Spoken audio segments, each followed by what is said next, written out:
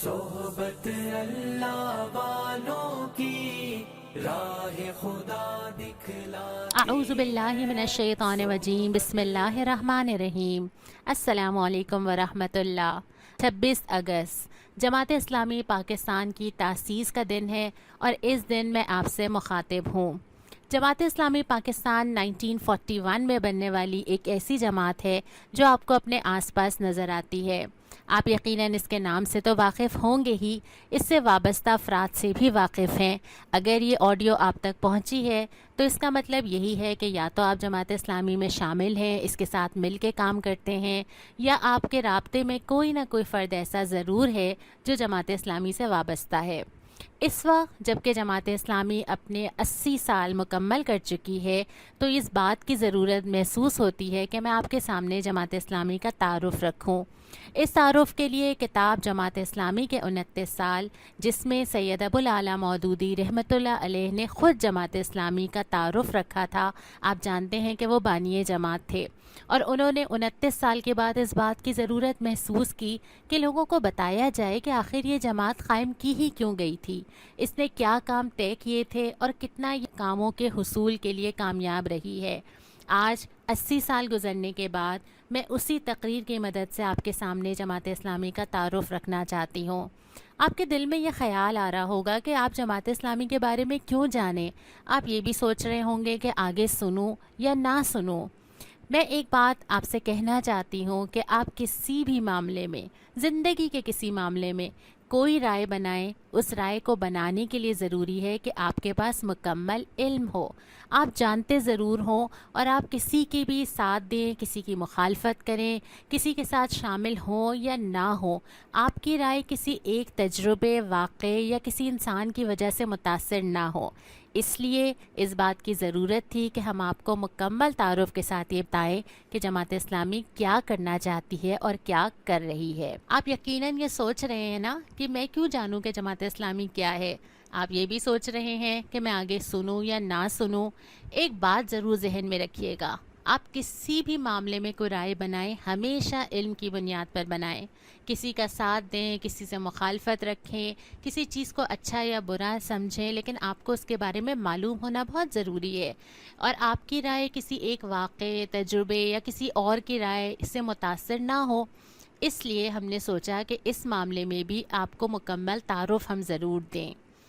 یہ جو جماعت اسلامی پاکستان ہے، جو آپ کو اپنے آس پاس نظر آتی ہے، کبھی آپ کو کوئی میسج بھیجتے ہیں، کبھی درس کی دعوت دیتے ہیں. 35,000 افراد صرف اس کے حلقہ خواتین میں اس وقت ملک بھر میں موجود ہیں. یہ جماعت 75 افراد سے جب شروع ہوئی تھی، میں نے آپ کو سال بتایا، آپ کو یاد ہوگا کہ 1941 میں. تو کیا یہ ایسے ہی شروع ہو گئی تھی؟ یہ افراد کسی پارک میں ملے، کسی جگہ ملاقات ہو رہی تھی، کوئی گیدرنگ تھی اور وہاں انہوں نے سوچا کہ کیا جماعت بنا لی جائے؟ ایسا نہیں تھا، بلکہ یہ افراد دور دراز سے سفر کر کے اکٹھے ہوئے تھے. ان سارے افراد نے زندگی کا ایک فیصلہ کیا تھا کہ اپنی زندگی کو رضائے الہی کے لیے گزارنا ہے اور اس کے لیے جو دنیا میں ہم کر سکیں گے وہ ہم کریں گے.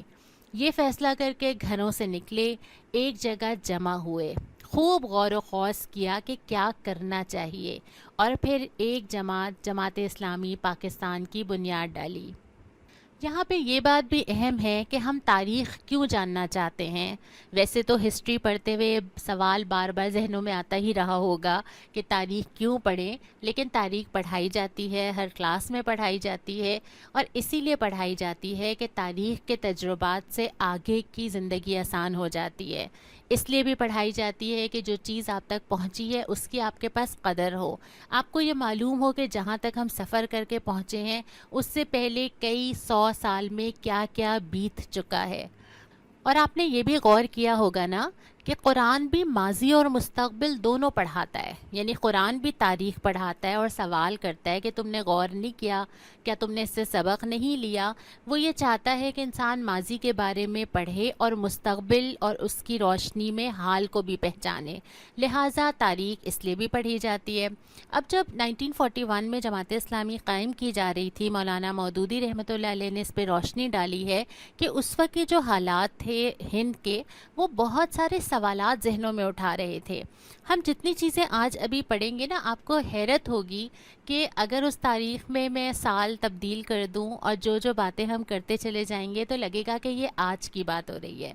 اس وقت صورتحال یہ تھی کہ خلافت عثمانیہ کے تحفظ کی ایک تحریک چل رہی تھی ہندوستان کے اندر۔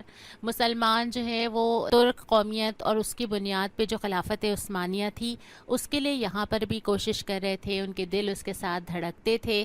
مولانا کہتے ہیں کہ ایک سوال اس وقت بھی میرے دل میں آتا تھا کہ اس کی بنیاد تو ترک قوم پرستی ہے، اور اگر یہ خلافت عثمانیہ خود ترکوں نے ہی ختم کر دی تو مسلمانوں کا مستقبل کیا ہوگا، اور کیا یہ خلافت جو ہے یہ امت کی بنیاد پر قائم ہے؟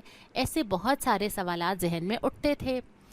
دوسرا سوال یہ بھی اٹھتا تھا کہ جو ہندوستان کے اندر مسلمان اور ہندو دو قومیں ہیں، ان کے اندر یہ غلط فہمی قائم ہونا کہ دونوں ایک جیسی ہیں، یہ درست نہیں ہے۔ دونوں ایک جیسی تو بالکل نہیں ہے، دونوں کے درمیان شدید فرق ہیں، مذہبی بنیادوں پہ، تہذیب میں بہت زیادہ فرق ہے، رہن سہن ہر چیز مختلف ہے۔ اس میں اگر دونوں قومیں برابری کی بنیاد پہ چلنے کی کوشش کریں گی تو یہ ممکن نہیں ہوگا۔ خود انگریز بھی اگر دونوں قوموں کو برابری کی سطح پہ ڈیل کرنے کی کوشش کریں گے تو یہ زیادہ عرصے چل نہیں پائے گا۔ اسی دوران بہت سارے ایسے سانحے بھی ہوئے۔ اس میں یہ بھی ہوا کہ سانحہ جلیانوالہ، جس میں انگریزوں کی مخالفت کرتے ہوئے قتل عام کیا گیا تھا، اس میں مسلمانوں کی بڑی تعداد متاثر ہوئی تھی۔ پھر جا بجا یہ بھی نظر آیا کہ جب مراعات حاصل کرنی تھی، ہندو زیادہ تعداد میں تھے، وہ زیادہ حاصل کر لیتے تھے۔ پھر یہ بھی نظر آیا کہ آپس میں یقیناً وہ دو قومیں ایک جیسی نہیں تھیں، لیکن تعداد میں ہندو زیادہ تھے، تو مسلمانوں کی جو کیفیت تھی وہ کمزور بھی تھی، کم بھی تھے اور دبے ہوئے بھی تھے۔ تو جتنا فائدہ اس زمانے میں پہنچ رہا تھا وہ بنیادی طور پہ ہندوؤں کو پہنچ رہا تھا۔ پھر یہ بھی تھا کہ مسلمانوں کو ہندو بنانے کی ایک تحریک شروع ہو گئی تھی، جسے شدعی کی تحریک کہا جاتا ہے۔ یہ سارے حالات بہت سارے سوال دلوں کے اندر پیدا کر رہے تھے، جس کا ذکر مولانا نے اپنی اس کتاب میں بھی کیا ہے۔ یہ بھی انہوں نے ذکر کیا کہ دو اہم سوال تو بار بار اٹھ رہے تھے، اور وہ سوال تو ہمارے سامنے بھی اٹھتے ہیں۔ اگر غور کیجئے تو یہ سوال تو میں اور آپ بھی اپنے آپ سے کرتے ہیں اور کرتے رہنا چاہیے۔ وہ سوال یہ تھے کہ آخر اسلام کیا چیز ہے اور یہ کیا چاہتا ہے۔ دوسرا سوال یہ تھا کہ مسلمان کون ہیں، ان کو کیا کرنا چاہیے، اور کیا ان کو وہی کرنا چاہیے جو یہ کر رہے ہیں؟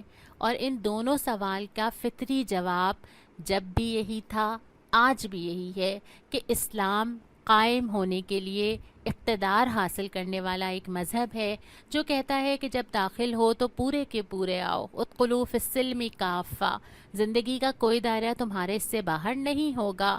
اور پھر یہ وہ ہے جو کہتا ہے کہ جس نے اس دین کو غالب رہنے کے لیے بھیجا ہے، تو اسلام ہے تو اقتدار چاہتا ہے، ورنہ یہ اسلام پورا نافذ ہی نہیں ہو سکتا۔ دوسرے سوال کا جواب یہ کہ یہ مسلمان صرف ایک مذہب ایسا نہیں ہے کہ اعلان کر دیا جائے کہ لا الہ الا اللہ محمد رسول اللہ، اور پھر زندگی اپنی مرضی سے چلتی رہے اور اس زندگی کے اثرات خود پر، دوسروں پر اور معاشرے پر نہ ہو۔ یہ ممکن نہیں ہے۔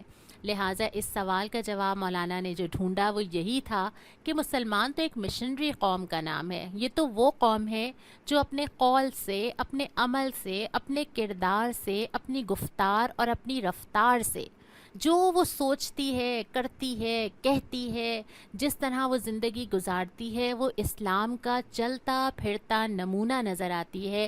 یہی وجہ ہے کہ ایک مسلمان جہاں پر ہوتا ہے وہ اپنی زندگی سے یہ ثابت کرتا ہے کہ اسلام کیا چیز ہے۔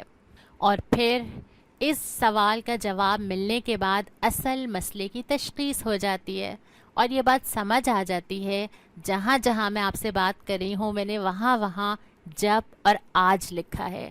یہ صرف جب نہیں تھا، یہ آج بھی ہے۔ مسلمانوں نے اپنے آپ کو صرف ایک قوم سمجھا اور مشنری قوم نہیں سمجھا۔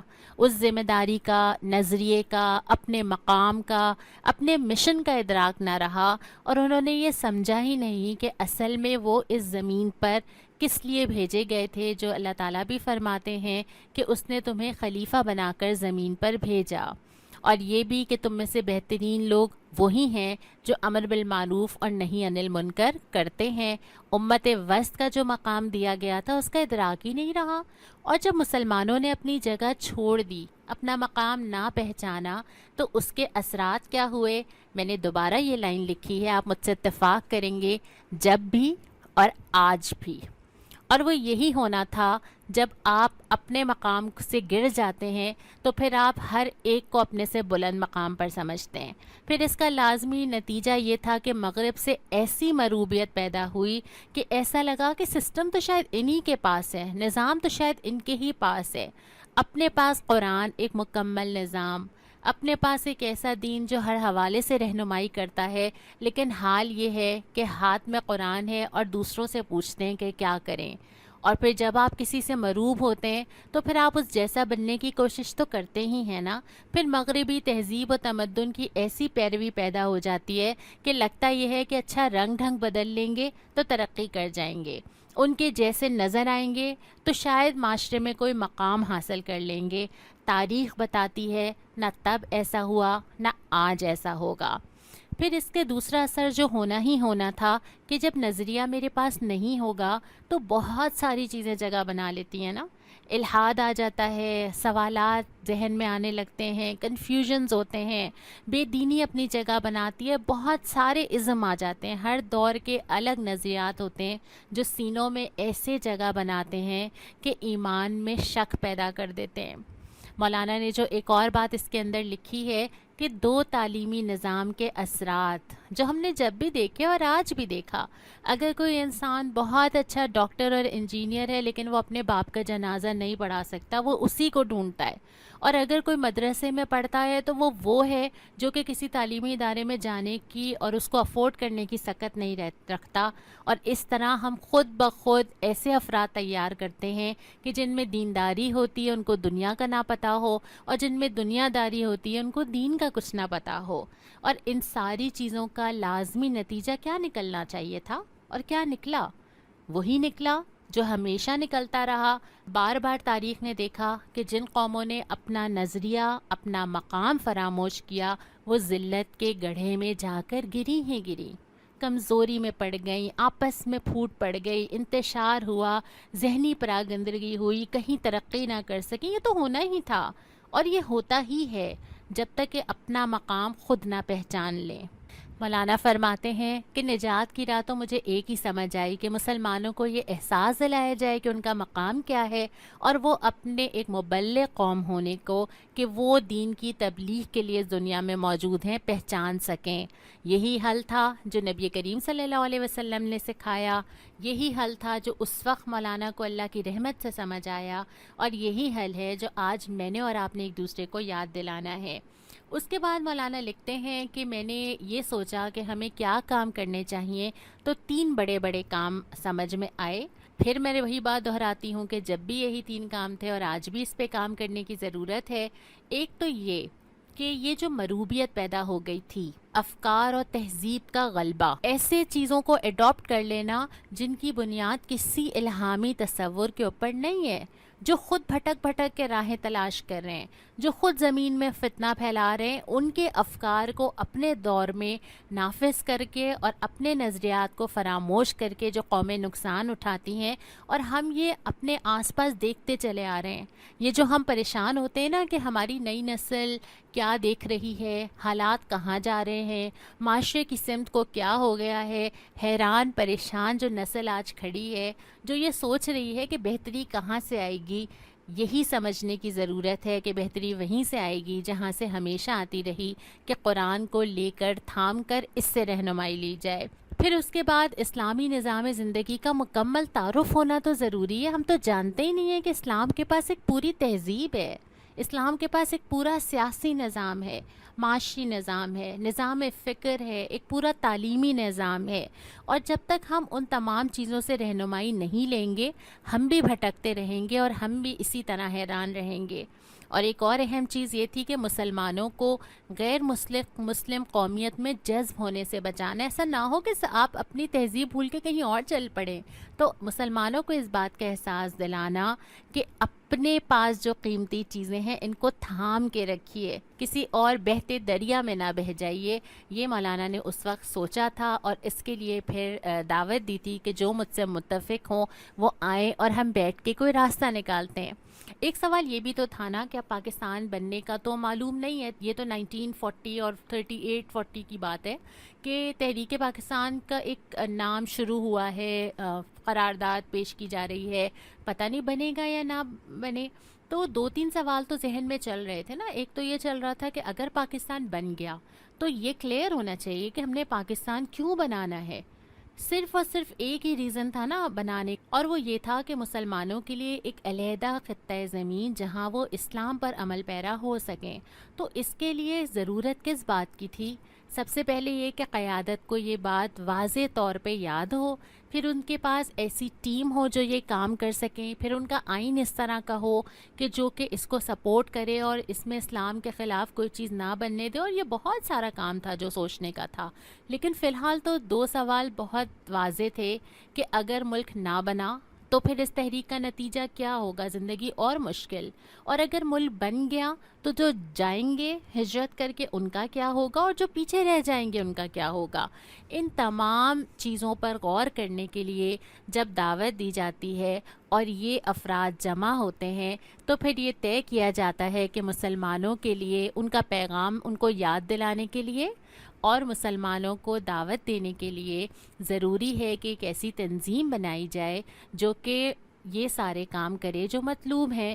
لہٰذا اسلامیہ پاک محلہ تھا, شہر لاہور تھا, 75 افراد تھے اور جماعت اسلامی قائم کر دی جاتی ہے. دیتی ہے دعوت اسلامی, گر دل میں ہے چاہت اسلامی, قائم ہو ریاست اسلامی, درکار قیادت اسلامی. حل صرف جماعت اسلامی, حل صرف جماعت اسلامی, حل صرف جماعت اسلامی, حل صرف جماعت اسلامی. نہ جھکتی ہے نہ بکتی ہے, نہ دبتی ہے نہ ڈرتی ہے, جو قوم سے وعدہ کرتی ہے یہ اس کو پورا کرتی ہے. اللہ